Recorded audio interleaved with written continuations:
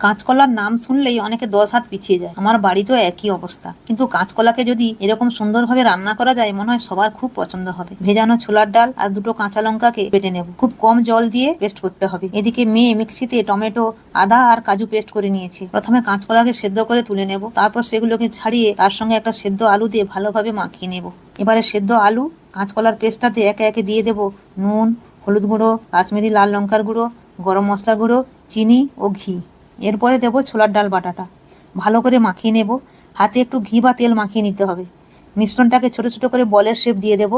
এবারে একটা করে কিশমিশ বলের মধ্যে দিয়ে দেবো, কাজুও দিতে পারো, যেহেতু কাজু বাদাম পেস্ট করেছি তাই দিলাম না। এবারে কড়াইতে তেল গরম হলে বলগুলো গোল্ডেন ব্রাউন করে ফ্রাই করে নেব।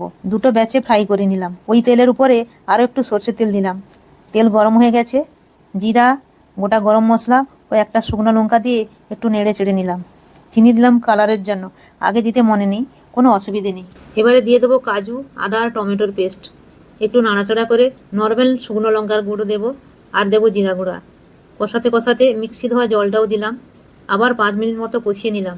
তেল ছেড়ে দিয়েছে মশলা থেকে। এবারে দিলাম গরম জল, একটু বেশি জল দিতে হবে। এবারে দিলাম পরিমাণ মতো নুন।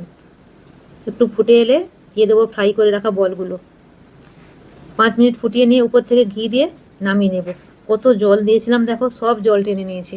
এটা ভাত, রুটি, লুচি সবের সঙ্গে খাওয়া যাবে। আমার রান্না আপনাদের কেমন লাগলো অবশ্যই জানাবেন। আবার দেখা হবে পরের কোনো ভিডিওতে।